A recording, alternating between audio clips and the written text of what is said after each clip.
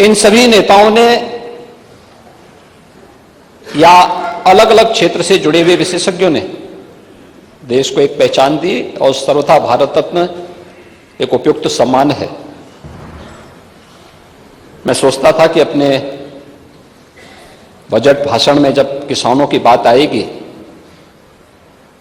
तो नेता विरोधी दल अवश्य चौधरी साहब का स्मरण करेंगे, लेकिन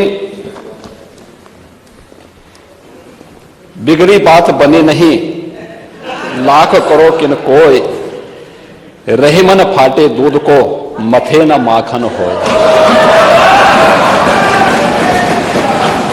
यह स्थिति आज उनकी हो चुकी है। कोई साथ में आने को तैयारी नहीं है, क्योंकि सबको मालूम है कि पता नहीं कहां किसको धोखा दे दे। तो चाचा तो जानते ही थे कि इसलिए क्या होने जा रहा है।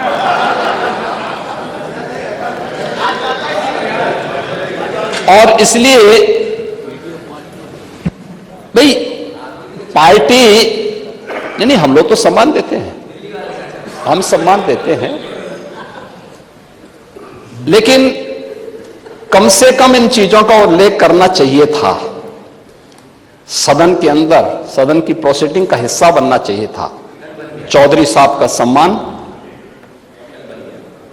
किसानों का सम्मान है और उत्तर प्रदेश का सम्मान है। इसलिए बजट के अंदर जब अन्नदाता किसानों की चर्चा हो रही है तो कम से कम इन चीजों का उल्लेख कर देते तो अच्छा रहता। इसमें मुझे लगता है उनका भी सम्मान बढ़ता है। लेकिन मैं महोदय धन्यवाद दूंगा उन सभी माननीय सदस्यों को इस पूरी चर्चा में सत्ता पक्ष और विपक्ष के 93 माननीय सदस्यों ने इस चर्चा में भाग लिया और इस चर्चा में भाग लेकर के इसको और रचनात्मक बनाया।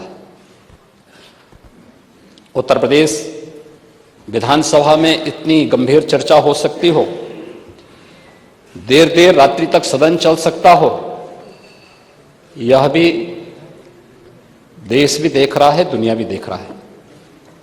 सब ने इस बात को देखा है और सभी माननीय सदस्यों ने बड़ी रुचि के साथ देर रात्रि तक रह करके इन सभी 93 सदस्यों को जिन्होंने इस पूरी चर्चा में भाग लेकर के इसे एक नई ऊंचाइयां दी हैं, मैं उन सबको भी हृदय से धन्यवाद देता हूं।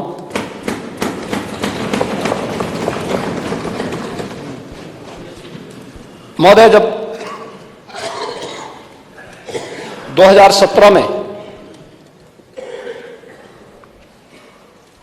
हमने अपना पहला बजट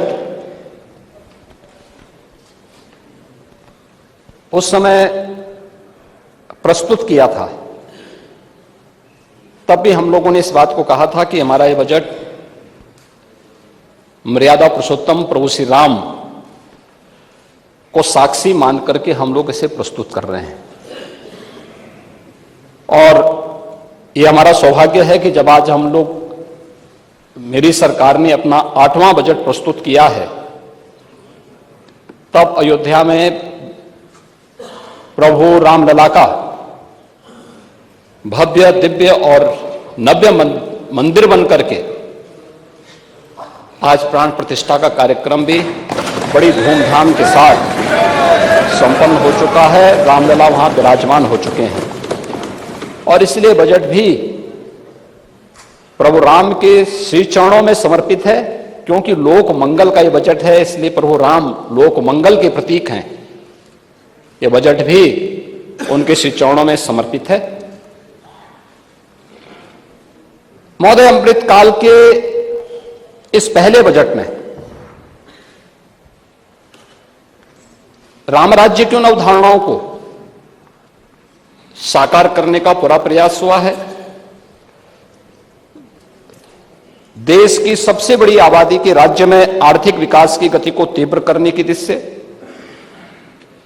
एक सर्वस्पर्शी, सर्वसमावेशी और लोक मंगल के साथ साथ उत्तर प्रदेश को समृद्धि की एक नई ऊंचाइयों तक पहुंचाने के लिए एक बेहतर रोड मैप के साथ इस बजट को इस सदन के सम्मुख प्रस्तुत किया गया है। बजट में अंत्योदय से एक विकसित अर्थव्यवस्था तक, इंफ्रास्ट्रक्चर से ईज ऑफ लिविंग तक, ईज ऑफ डूइंग बिजनेस से इन्वेस्टमेंट के ड्रीम डेस्टिनेशन तक, कृषि और किसान से लेकर के गरीब कल्याण तक, आस्था से लेकर अर्थव्यवस्था तक, शिक्षा और स्वास्थ्य से स्वस्थ और स्वावलंबन की ओर, संस्कृति से समृद्धि की ओर और महिला सशक्तिकरण के संकल्प को समावित करते हुए एक विकसित उत्तर प्रदेश के रूप में प्रस्तुत करने का एक बेहतर रोड मैप और उत्तर प्रदेश को उस मार्ग पर ले जाने के एक संकल्प के साथ ये बजट इस माननीय सदन में प्रस्तुत किया गया है। हो सकता है नेता विरोधी दल को बजट के आकार को लेकर के आपत्ति हो, क्योंकि पहली बार उत्तर प्रदेश का बजट देश का किसी भी राज्य की तुलना में सबसे बड़ा बजट है। 7,36,000 करोड़ रुपए से अधिक का बजट है। ऐतिहासिक वर्ष का एक ऐतिहासिक बजट भी है। अगर हम लोग 2012-13 की तुलना में देखेंगे तो 3 गुना से अधिक है। 2016-17 की तुलना में देखेंगे तो उनका उस वर्ष का चुनावी बजट था, उस सब के बावजूद उससे भी दुगना बजट है। गत वर्ष की तुलना से देखेंगे तो लगभग 7% वृद्धि के साथ ये बजट इस माननीय सदन में प्रस्तुत हुआ है। महोदय, बजट में जो इसका आकार बड़ा है वो केवल व्यय की दृष्टि से नहीं है, वह 25 करोड़ जनता की आकांक्षाओं के अनुरूप लोक कल्याण के लिए, अंतिम पायदान पर बैठे हुए व्यक्ति के विकास के लिए, उत्तर प्रदेश के इंफ्रास्ट्रक्चर के लिए, शिक्षा, स्वास्थ्य और टेक्नोलॉजी को कैसे हम स्ट्रेंथन कर सकें, इस दृष्टि से आम जन के जीवन स्तर को उठाने के लिए और उत्तर प्रदेश जैसे राज्य में प्रति व्यक्ति आय को नेशनल एवरेज के बराबर ले जाने के एक संकल्प के साथ में हम लोगों ने यह बजट प्रस्तुत किया है। महोदय, उत्तर प्रदेश की जीडीपी की बात यहां पर हो रही थी। अगर 16-17 की तुलना में आप देखेंगे तो पिछले 7 वर्ष, लगभग 7 वर्ष के दौरान 3 वर्ष कोरोना जैसी वैश्विक महामारी का सामना करने के बावजूद हमारी सरकार उत्तर प्रदेश की जीएसडीपी को दोगुना करने में सफल रही है। यह हम सब जानते हैं कि 2017 तक, आजादी के बाद से लेकर के 2017 तक उत्तर प्रदेश की कुल जीडीपी 12 और 13 लाख करोड़ के बीच में थी।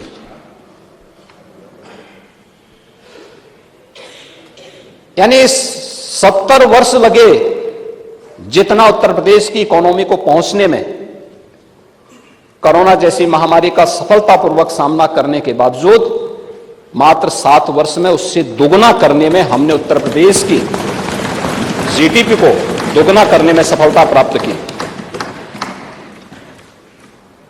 उत्तर प्रदेश की प्रति व्यक्ति आय को दोगुना करने में सफलता प्राप्त की। और यही नहीं, जब हम 2017 में थे आबादी में उत्तर प्रदेश देश का नंबर 1 का राज्य था, लेकिन अर्थव्यवस्था में देश की छठी अर्थव्यवस्था के रूप में उत्तर प्रदेश गिना जाता था।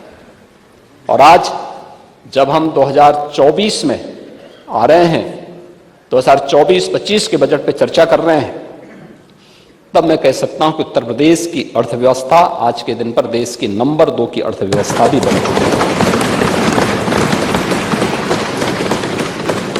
देश की जीडीपी में हमारा शेयर बढ़ा है। आबादी देश की 16% यूपी में रहती है, लेकिन देश के विकास में उत्तर प्रदेश बामुश्किल 8% भी योगदान नहीं कर पाता था। और आज मैं कह सकता हूं उत्तर प्रदेश 9% से 9.2% भारत की अर्थव्यवस्था में उत्तर प्रदेश योगदान कर रहा है। और हमारा प्रयास होना चाहिए कि हम इस वर्ष इसे बढ़ा के 10% तक पहुंचाएं और अगले 5 वर्ष में से अपनी आबादी के बराबर तो हम कम से कम भारत की अर्थव्यवस्था में योगदान दे सकें। इस दौरान हमने उत्तर प्रदेश को एक बीमारू राज्य से भी उभारा है। नेता प्रतिपक्ष को बहुत सारी चीजों पर चिढ़ थी कि सब क्यों कर दिया। आज ये रेवेन्यू सरप्लस स्टेट है, बीमारू प्रदेश नहीं है। और यह पिछले 7 वर्ष में बिना कोई टैक्स लगाए हुए हुआ है। जनता जनार्दन पे कोई टैक्स नहीं लगा। मंडी शुल्क को आधा किया गया।